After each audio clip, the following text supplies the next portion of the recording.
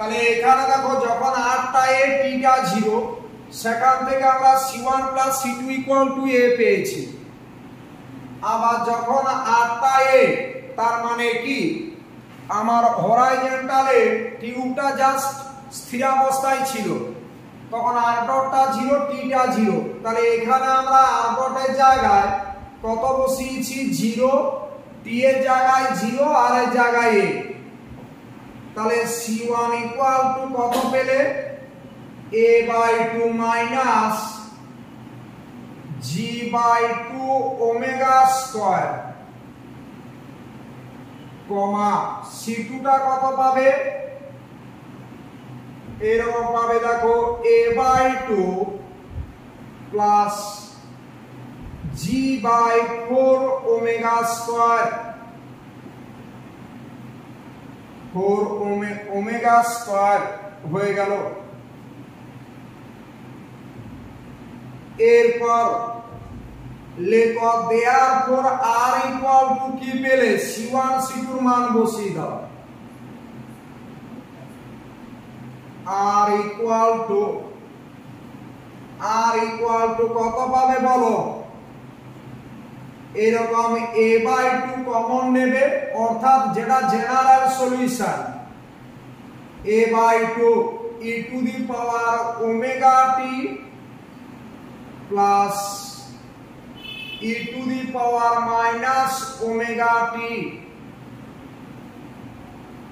আচ্ছা, plus g/4 omega square, 4 omega square e⁻ωt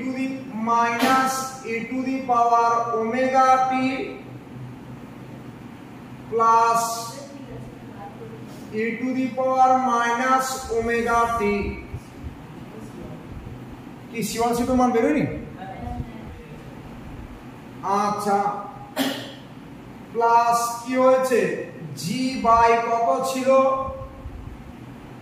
g/2 omega square sin ωt। দেখো তো এটা কোথায় বসালে, ওই যে জেনারেল সলিউশন মানে কোন জায়গাটায় দেখিয়ে দিই, এই যে r = পেয়েছিলে এই জায়গায় বসালে, এই যে আমি রেড কালার করে দিলাম, এই যে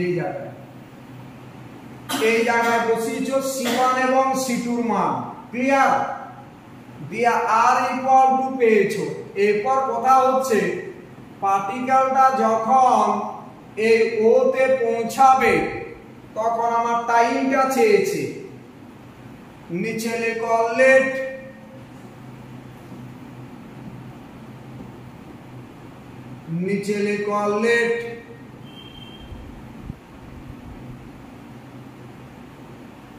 t1b দ্বারা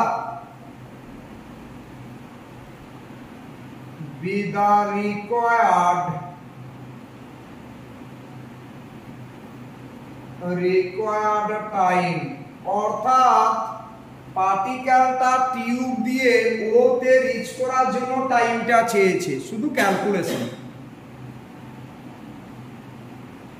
তাহলে তখন কি হবে বলো 0 = ও তে পৌঁছানো মানে কি স্মল r টা 0, তাহলে a/2 এটা e⁻ωt1 প্লাস e⁻−ωt1। হ্যাঁ কি দিয়া যখন পার্টিকেলটা টিউবের মধ্যে চলে আসে তখন তো ডিসটেন্সটা 0 হয়ে যাবে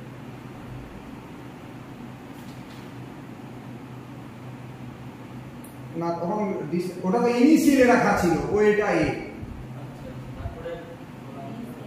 ইনিশিয়ালে রাখা ছিল। দি বলছে ওতে রিচ t1 টাইম পর ওতে রিচ করার জন্য টাইমটা চেয়েছে। আচ্ছা, এটা g/4 ওমেগা স্কয়ার, এটা মাইনাস e⁻ωt1 প্লাস e⁻−ωt1। শুধু ক্যালকুলেশন আর কিছু নেই। কোনটা বলো? স্যার এই r এর মানটা যে আমরা কি সেটা তো ক্যালকুলেশন করে বের করতে হবে। দেখি দিচ্ছি sin ওমেগা t1 কোনটা বলছো বলো? এখানে g/4 ওমেগা সে কমন নিয়েছেন e−ওমেগা t হ্যাঁ আর এখানে 4 আছে মানে পুরো একটা গুণ করে এখানে গুণ হয়েছে এই জায়গায় না দেখো আমার তো এখানে তাই দেখাচ্ছে ওমেগা স্কেল আছে আর এখানে g/4 ওমেগা স্কেল। আচ্ছা ক্যালকুলেশনটা করো C2 বাংলা তো যদি সমান হয়ে যায় কি আসেনি তাড়াতাড়ি বলো। এরপর এগুলো এক্সপানশনে ভাঙবো তো এই t1 এর মানটা পেয়ে যাবো। কি আসেনি এক্সপানশনে ভাঙবো তাহলে t1 এর মানটা পেয়ে যাবো।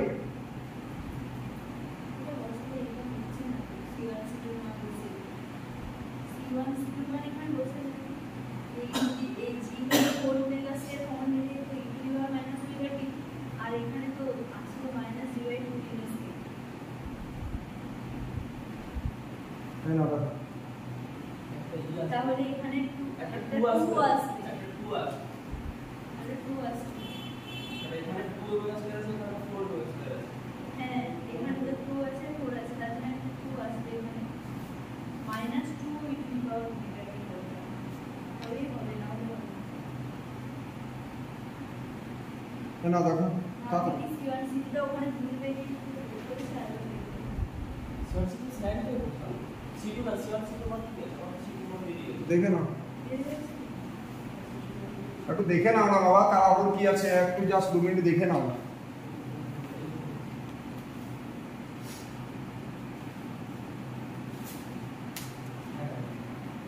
C2 মান হচ্ছে স্যার C1 এর মানটা ভুলে গেছে 4 ওমেগা স্কয়ার এখানে 4 ওমেগা স্কেল লেখা আছে আমি 2 ওমেগা স্কয়ার 2 ওমেগা স্কেল লিখেছি ওই জন্য c1 এর মানটা দেখো তো এই c1 এর মানটা একটু দেখে নাও তো পুরো c1 এর মানটা কই c2 ওই বের তো করেছি এই যে a/2 মাইনাস g/2 আর এটা 4 ওমেগা স্কয়ার 4 হবে ওমেগা স্কেল দিলে ঠিক আছে।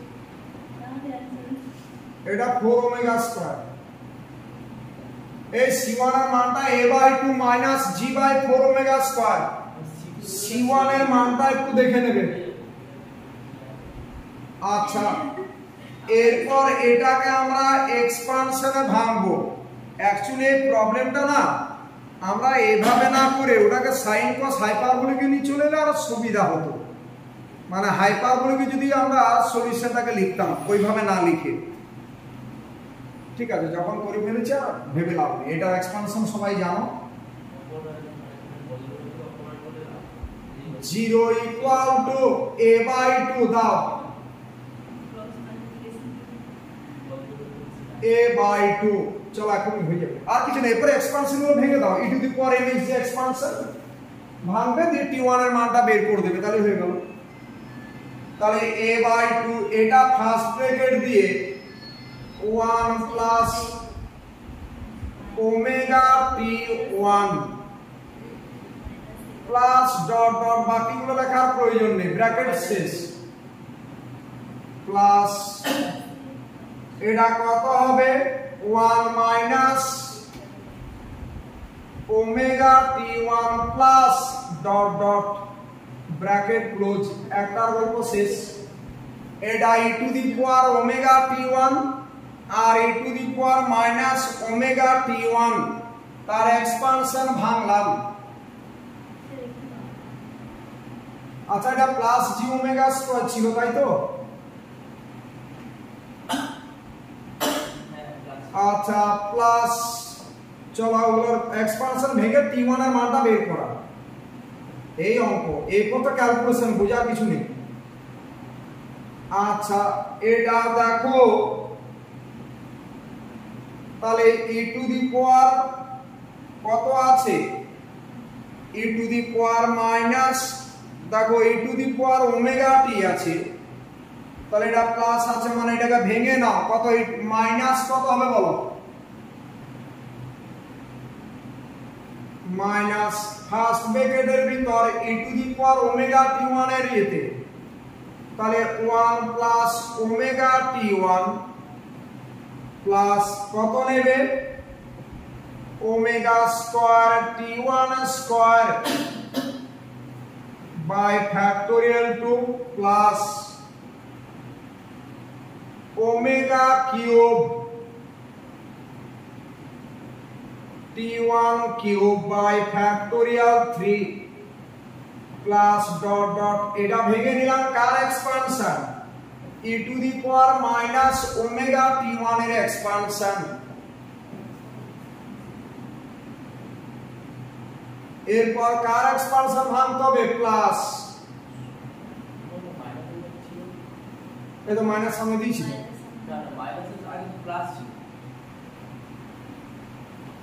এই তো plus g by 4 omega square minus e to the power omega t1 এর এক্সপানশনটা ভেঙে দিচ্ছি এর সামনে মাইনাস দিয়েছি তো এই তো minus e to the power omega t1 টা তো ভাঙছো প্লাস এটা e to the power minus omega t1 তার ফর্মুলা কি 1 মাইনাস ওমেগা t1 তারপরে plus omega square t1 square by factorial 2 minus omega cube t1 cube by factorial 3 plus dot dot bracket close half bracket close e to the power omega t e to the power x এর expansion জানো তোমরা তোমাদের পরীক্ষাও পড়েছিল plus g by 2 omega square এটা last কথা g by 2 omega square করলে কি হবে শুধু অড গুলো আসে sin এর ক্ষেত্রে omega t1 minus omega cube t1 cube by factorial 3 plus dot dot this এই তো এক্সপানশন ভাঙা হয়ে গেছে এরপর তোমরা হায়ার পাওয়ার গুলো কি করবে নেগলেক্ট করবে এটা এক লাইনের ক্যালকুলেশন দেখো ইমপ্লাইজ কি পড়ে থাকলো সবাই তাকাও 0 ইকুয়াল টু একটু মাইন্ড দাও a বাই 2 এখানে দেখো কিছু থাকছে না এটার সাথে এটা কেটে যাচ্ছে 1 1 এ 2 তাহলে a বাই 2 ইনটু 2 প্লাস এই বাকিগুলো কেন লিখছি না বলো তো ওমেগা স্কয়ার ওমেগা কিউব এগুলোকে নেগলেক্ট করব কারণ ওমেগা তো স্মল তাহলে আমরা নেগলেক্ট করব হায়ার পাওয়ারস অফ ওমেগা তারপরটা বলো -1 প্লাস 1 এটা তো চলে গেল -1 প্লাস 1 এটা দেখো 2 ওমেগা t1 তাহলে g by omega square g by 4 omega square এখানে দেখো কি পড়ে থাকলো -2 ওমেগা t1 বলে দাও -2 ওমেগা t1 তারপরে বলো আচ্ছা এখানে দেখো ওমেগা স্কয়ার t1 কিউব এটা ক্যান্সেল হয়ে যাবে এখানে মাইনাস এখানে প্লাস তাহলে ওইটা পড়ে থাকবে কি পড়ে থাকছে বলো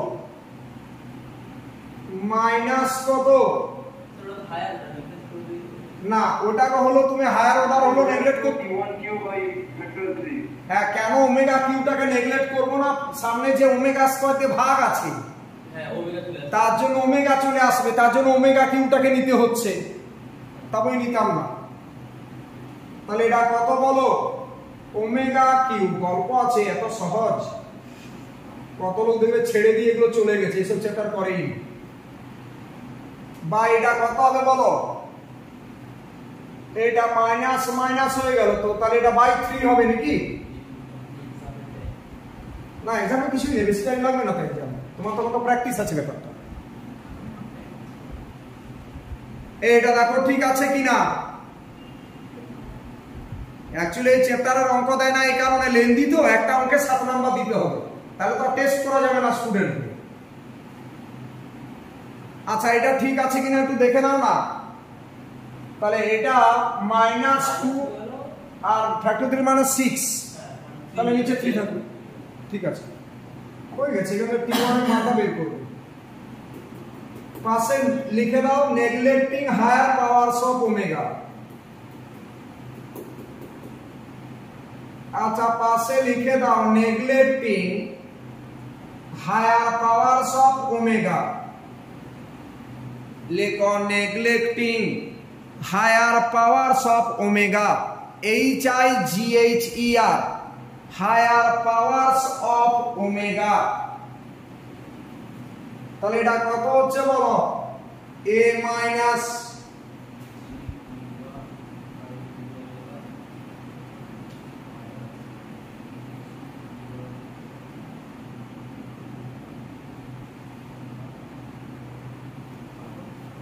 এটা কত পাচ্ছ বলো? মাইনাস জি বাই কত 2 ওমেগা। আচ্ছা T1 স্কয়ার ছিল না, ওমেগা T1 টা কি কেটে গেল? দেখো তো G/4 omega square minus minus 2 omega T1 থাকছে তো -2 ওমেগা T1 পুরো T1 স্কয়ার থাকার কথা।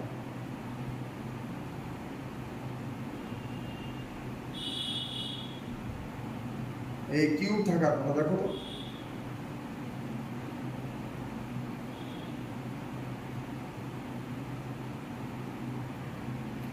ও আরেকটা তো আমি লিখি, লাস্টেটা লেখা হয়, লাস্টেটা লেখা হয়নি।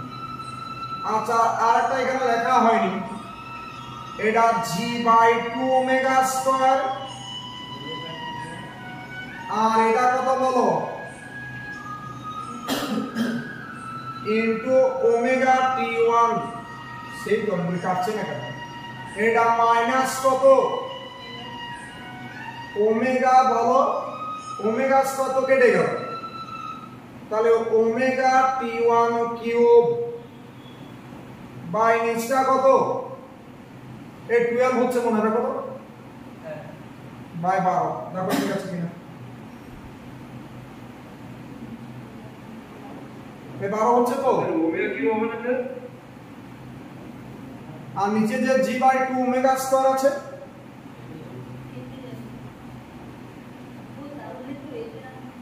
কত হচ্ছে দেখো না তুমি? এটা তাহলে জি ওমেগা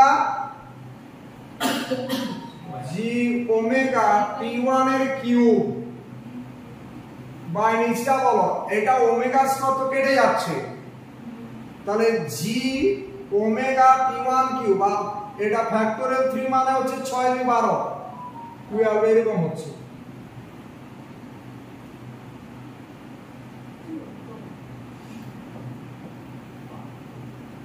কি অঙ্ক মানে এইসব অঙ্ক তোমার তো রেডি থাকবে। এই অঙ্কটা কি মুখস্থ করেছিলাম যখন পরীক্ষা দিতাম, ঝাড়া 6a/g ওমেগা। আর দেখো বইয়ের 15 দাগের অঙ্ক হবে মনে হয়। এটা এ বলো, এটা কত হচ্ছে বলো? এখানে কিছু কাটার কথা। তাহলে জি ওমেগা T1/2 ওমেগা স্কয়ার, এটা তো কেটে গেল, এই তো লাইনে পড়ে গেছে, এটার সাথে এটা কেটে গেল। তাহলে এখানে পড়ে থাকলো কত বলো? -12, তারপর মাইনাস এই যে ওমেগা T1 কিউব জি ওমেগা T1 কিউব বলো বাই কত? 6 হচ্ছে দেখো দেখি। না 12 মানে দুটো একসাথে করছেন স্যার? হ্যাঁ, তো এটা বলি কি হবে? -2 আর নিচে 12, 6 হবে তো। ইমপ্লাইজ T1 কিউবটা কত বলো?